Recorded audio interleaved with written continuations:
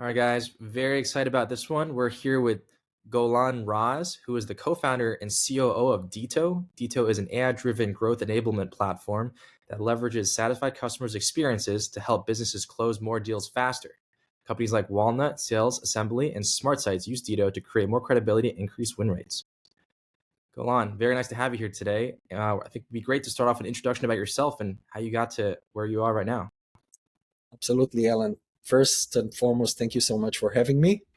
It's a pleasure to spend time with you today.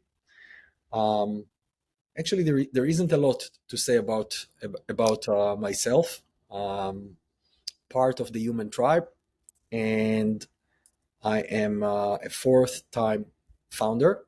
So, believe it or not, it's the fourth time I'm doing this imbalance thing to do. And in between, professionally speaking, I also had a nice ride of 10 years in a Fortune 500 company as a head of division. And the last secret before we jump in is that Deeto is my first software startup. Prior to that, I was in biotech my entire career.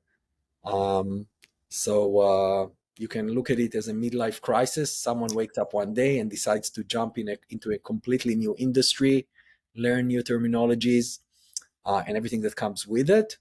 And 2 years into the drill, I can smile and say that while the language is different, people are, overall, people are people. The overall business principles of building a big company, they carry over. So Absolutely. that's really interesting. You were in biotech before this. What made you decide to start a company like Deeto? How did that all start? So that's a really good question. How did it all start? I think that I felt that I'm facing a problem in the go-to market within this Fortune 500 company I was a part of. And when I start talking about it with colleagues and other people in my environment, I saw that that's a common issue. And this issue was how you actually trigger organic growth. So I spent a lot of time thinking about it. Well in the biotech space and my role back in the days, and around a cup of me drinking tea and him drinking coffee, I heard that my co-founder Ran, who was the GM of the Xerox software business, is experiencing the same struggle. And from there, just endless number of rounds of me drinking tea and he's drinking coffee. And the third co-founder joined us as a technological partner. And it really came from real life. Like there isn't a fancy story behind it. Real life struggle, wanting to improve our business performance, and wanting to leverage organic growth and build a healthy foundation for our business. It's a really interesting story how you guys came together, not unlike our own story at Warmly. Um, I was curious about this idea of customer advocacy. It's been around for a while, but it seems like you must have a very acute insight into something that needs to be added to the market. What do you say that is in this area So of? yeah, I think that customer advocacy is a B2B terminology that kinds of speak for the desire of organizations to have a bunch of customers that speak well about them, Mhm. and as a result, the practice in advocacy focuses mainly on the organization itself. So how the organization manages the advocates, how the organization is differentiating between who is a good advocate or a good reference and who isn't.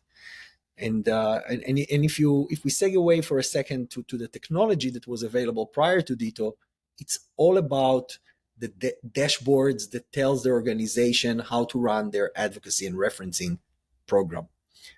What we've realized that it's all about the advocates, not the business.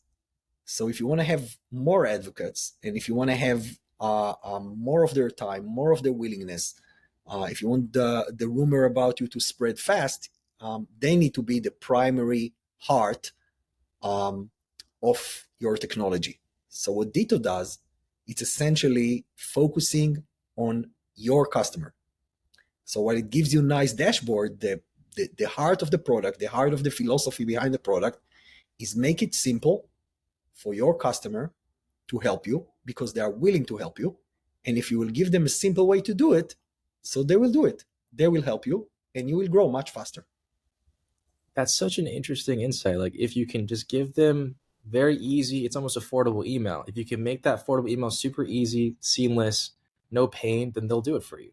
What seems to be the biggest pain that's blocking advocates from helping your So sales teams first, out? yeah, it's a good question. First, I want to say that there is one of the things that really triggered my mind a couple of years back was an article from Gartner, a study from Gartner that said, and I'm not sure I'm quoting the exact number, whether it's 91% or 93%, but that's the range, that let's say 91% of B2B customers are happy to help their vendors. And only 11% out of them will be asked by the vendors to help. So imagine what's the delta between the 91% that are happy to help and the Wow. only 11% that are being asked to do so. Why is it so? So that triggered my mind. So the first thing that I would say that is that there are many more users and customers that are happy to help you grow than you imagine in your wildest thoughts. Many more.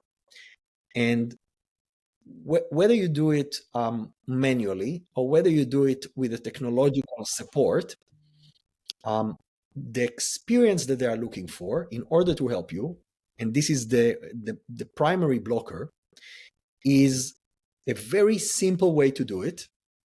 It should take them literally minutes to do anything you ask from them, should take less than minutes, and it should be also somewhat rewarding for them. So the number one blocker is that companies aren't asking enough from their customers to help. That's what Right. Gartner discovered. That's nothing to do with me. The Right. secondary blocker is that when companies are asking their customers to help, to become advocates, to become ambassadors, to become references, they're doing it in a way that is exhausting their customers, and it's disconnected completely, if I may say, from the era that we live in. Mhm. That is a really key statistic, by the way, that most customers are not being asked, even though they're happy to help. Why do you think that's the case? What's been going on these past couple decades? So I think that it has, in my mind, two reasons. One is, let's look at the simple social proof component. Let's say that you are my customer, Alan, and I want to ask you, and you are quite satisfied and you are happy to help, and I want to ask you to do a case study for me on your success story. And now I ask my success organization to find out if you are willing to help, and then to set up a meeting with you. And I will interview you, and then a copywriter will write the case study, and then we will reach back to you and we will send you the article, and you will have to review it. And this is weeks and months in the making, literally, for most companies. And as a result, as a result of this process I just described, companies can achieve very little, let's say in a given year. So in reality, because of the processes that are being deployed on the customers when you are asking for their help and they're saying yes, because of the process that companies are deploying on their customers, they just don't have the capacity and the capability and the way to scale up this Mhm. means to help.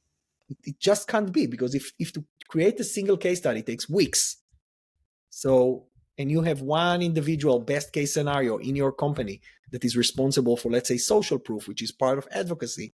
So how much you can achieve in 1 year, how many customers you can approach if everyone that says yes, you entangled with her or with him in weeks and months of backward and forward. And also, by the way, I should say, there is a worry among companies from the customer's burnout. And it's Mhm. true, when you deploy a very lengthy, demanding process that is disconnected from from the essential way we share our experience these days. For example, how we post a story on Instagram or in Facebook, or how we record a video on TikTok. So if you compare the experience of us sharing our experience on social media as an example to what we are used to, and then compare it to what we are being asked by companies that want us to help them, you come to the conclusion that these are these lengthy processes that are, someone invented them in, one college or the other, sometimes in the 80s, and are still being utilized for one reason or another in 2024. Super weird, by the way. Yeah, it's so easy to create content on social media, but why does it take months to do anything for a B2B SaaS company? And it's really important here these days to talk about, you know, growth enablement, customer advocacy, because what is the missed opportunity for not partaking in utilizing your customers from your perspective? So I think that there are two essential elements to that, or sides to that question. The first side is that when you are not engaging your customer in helping you, um, you will have to work harder to mitigate churn. So it's simple psychology, right? If your customer and multiple users from the customer's organization are telling again and again their success story about you and sharing it with the world, what is the chance that they won't renew their subscription or their service agreement when it comes to the renewal day? So It's funny. So it's your number one interest is that 100% of your customer base will tell your success story, not just because it will help you land new logos, but also and essentially first and foremost because it will reduce your churn. So that's the first component. The second component is that by engaging your customers in telling your story, and this is essentially what advocacy and referencing is all about, you are adding substantial credibility to your brand, right?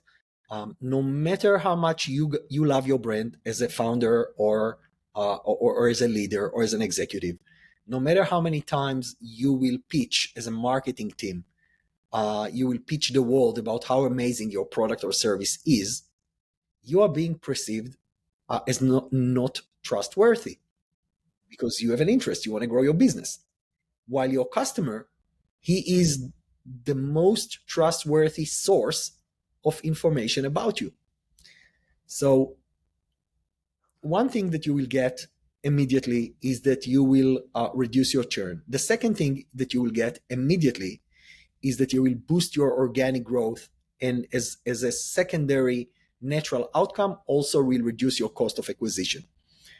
So if you were a wellness brand, and we would speak about wellness right now, going to the gym, going for a run, the benefits right now are super clear to everyone. Watch your nutrition, go to the gym, exercise. If we had this conversation 30 years ago, no one would understand what we are talking about. No one went to the gym, no one exercised, and everyone ate fast food as their core diet. I think that with every day that goes by, people realize that organic growth, it's the wellness aspect of your business.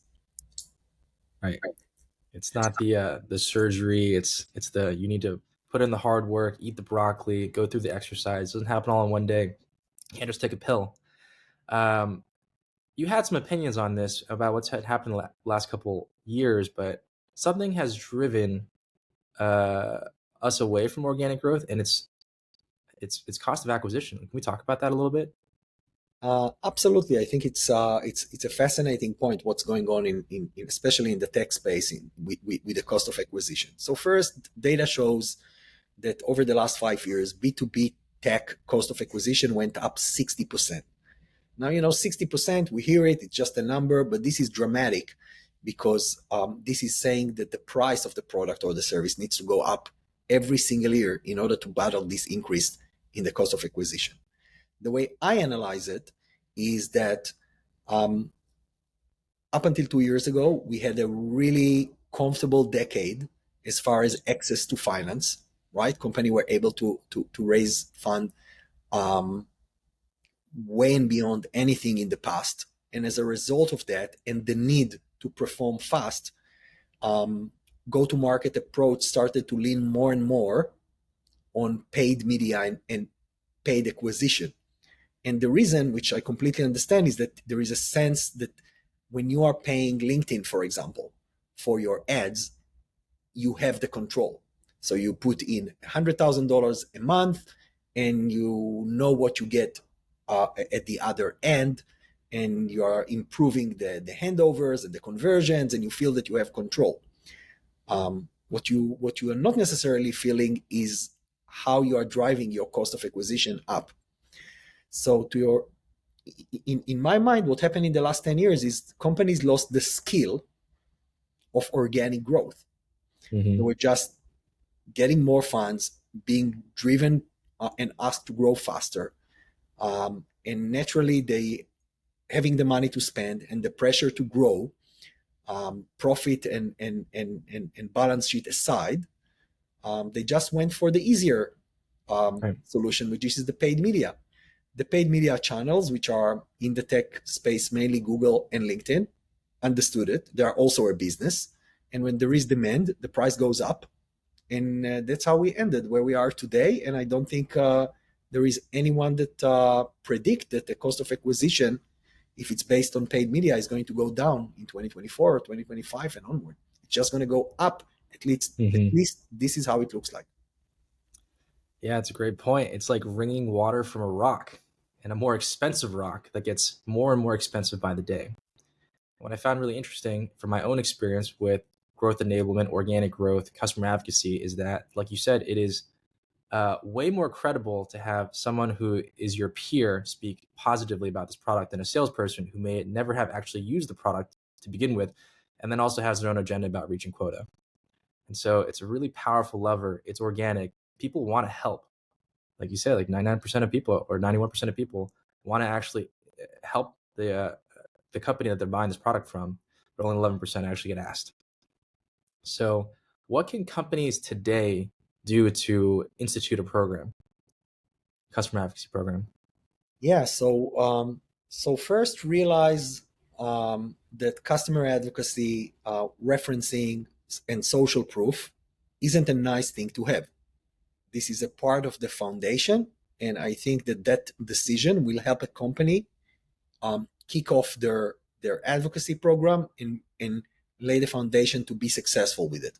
When saying successful, I mean that it improves their win rate, it improves deals velocity, it improves top of the funnel performance. Uh, that's what your customers should and can do for you. Okay, they can really touch your essentials.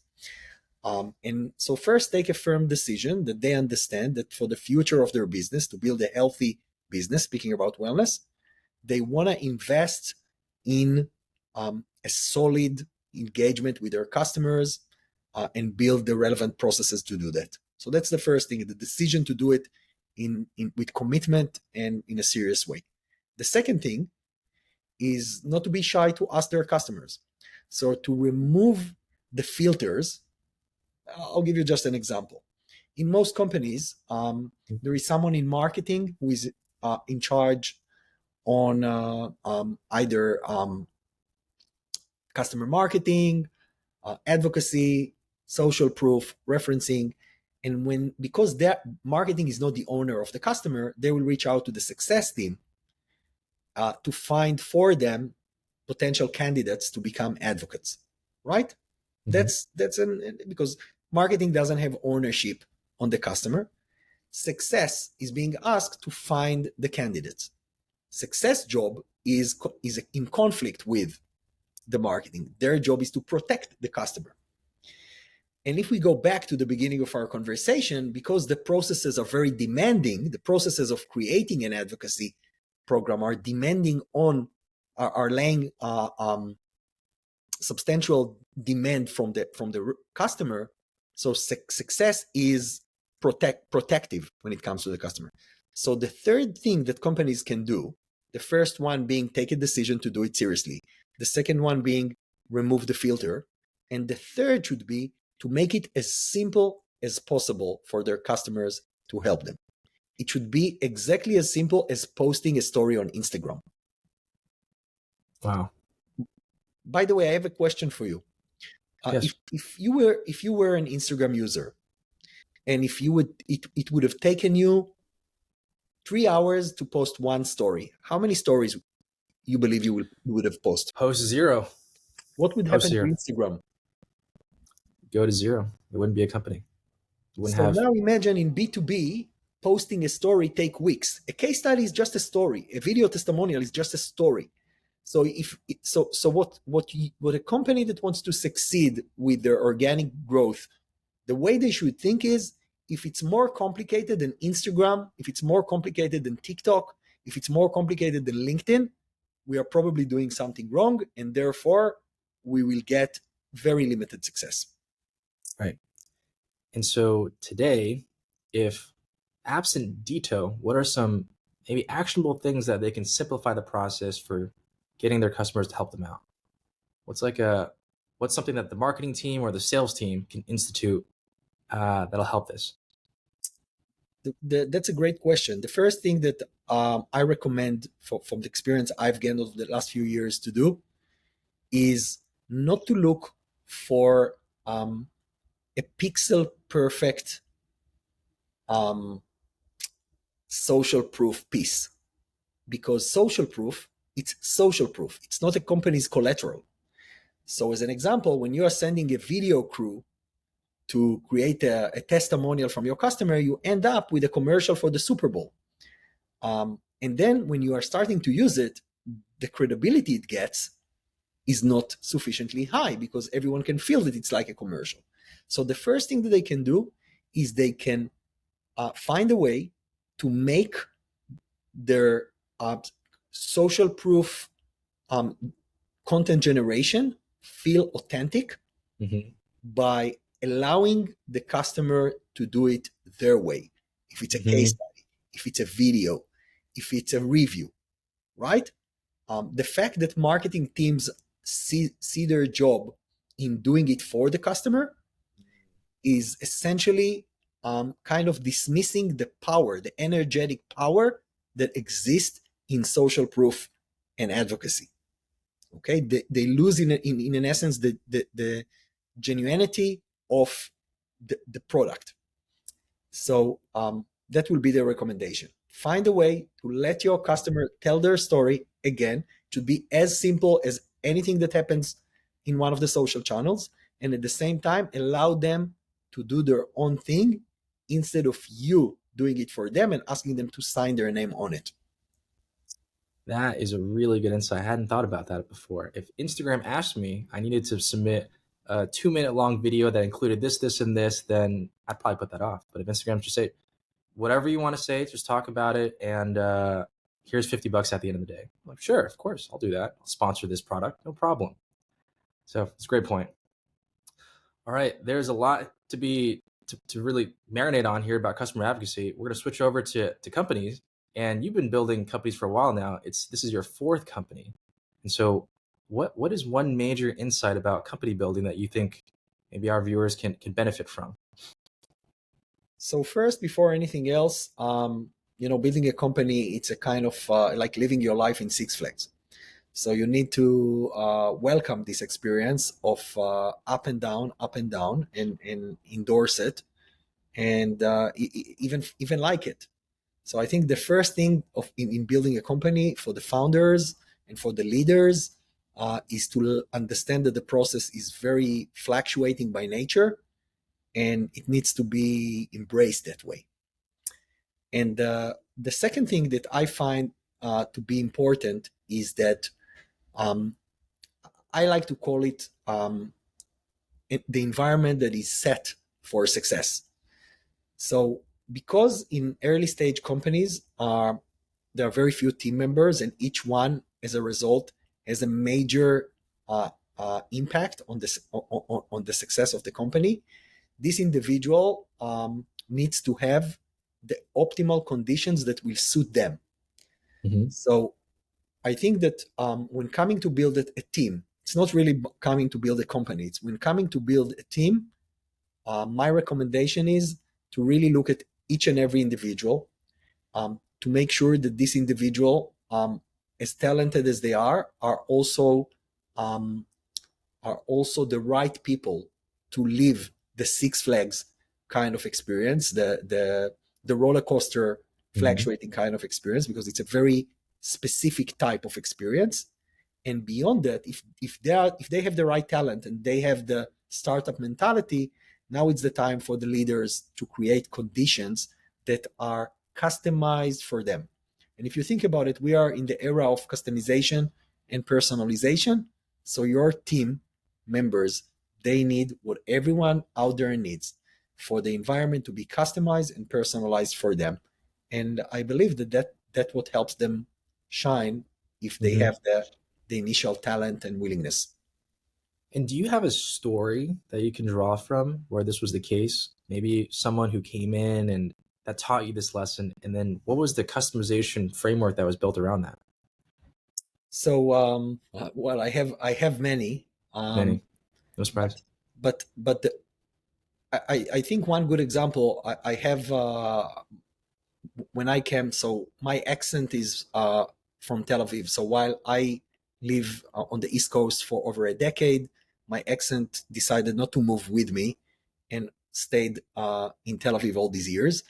And when I first came to the States, I had to hire my first marketing hire, by the way. And I hired that guy, and he liked to work between 4 a.m. and, late morning. That was his hours. And I literally created an environment, first and foremost, that he can feel comfortable with that. So in previous places that he worked for, and he was extremely talented, he all the time had to justify that or stretch himself to work in normal hours. And when we met and I realized that, I told him, one, don't feel that you need to explain yourself. And I said it again and again and again and again. And second, let's create the processes within the team that will help you work in the hours that you can perform the best, while doing the daily handoff to your colleagues and peers, which will allow them to work when they work. And we worked together for almost a decade, and it worked really well for us. Really, really well for us. So this is just one example. I think that what I've learned from the teams I worked with is that as a leader, you want to be sensitive to the people around. You want to be sensitive. You want to think about them. You want to understand what do they need in order to succeed. That's fascinating. So you created custom plans almost for every single employee. There's no employee handbook. Like, this is the operating principles that everybody will get something custom, actually. There isn't an employee handbook. It's just customized and personalized for the person that is supposed to use it. So, if we compare it to tech, and you download a new app, the first thing the app will do is it will customize itself for you, create your profile. While we go to work, we shouldn't do the same, right? So, yeah, it feels natural to me. What's the overhead for a program like this? The truth is that I think it's if there is such a term, there is an underhead, not an overhead, because sure, yes, you make an effort early at the beginning. So let's say that you have 500 employees, and you're not recruiting all of them on the first day, right? And if you're a startup, you have 10 employees. But even if you have mid-market, 500 employees, and every time you recruit someone, just add to your process this evaluation and first and foremost foundation for an open discussion to understand who they truly are and what are the conditions they need to succeed. Don't assume that it's a one size fits all. It's not. We understand that it's not. Again, take the wellness example. Everyone goes to the gym, and it's very clear to them that they need a personal coach, and they need to lift different weights and to spend different times on the treadmill. So it's exactly the same. It's actually easier to be in the gym than to succeed in your role, right? So if we need so much personalization at the gym, how come we can do without personalization in our professional role day after day? So I don't think there is really an overhead. I think it's a mindset of the organization and of the company. There isn't an overhead. That's a great analogy because everyone sees market improvements when they bring on a personal trainer, someone that's personalized to them. You could be weightlifting for years but not know how to do it correctly. The second someone else tells you how to do it correctly, your progress skyrockets. So why don't we apply the same principles over into our cultivate our employee and talents? Yeah, Great. I think the last thing I want to say is that I think there is this assumption that when you are recruiting someone, they know how to do it. And I suggest to look at it as they potentially know how to do it. It's not that they know how to do it, they potentially know how to do it. And now it's up to you to unlock Unlock. their potential. Exactly. Very well said. Golan, it's been a pleasure, honestly. Very, very grateful for your time here today. Learned a lot about customer advocacy and running a strong, personalized program within the company tailored towards each employee. How can people find you and learn more about you? So first, I'm very accessible. So anyone can reach out on LinkedIn and send a message. Uh, um, if someone is interested in what we do from a tech perspective on the advocacy on the advocacy side, they can visit our website, Deeto.ai. And me personally, simply reach out on LinkedIn. Happy to help. Happy to exchange opinions. And yeah, I love people, so I'm very accessible. Thank you very much, Golan. Hope you have a great rest of the day, and thanks for coming on. Likewise, thank you so much for having me, Alan.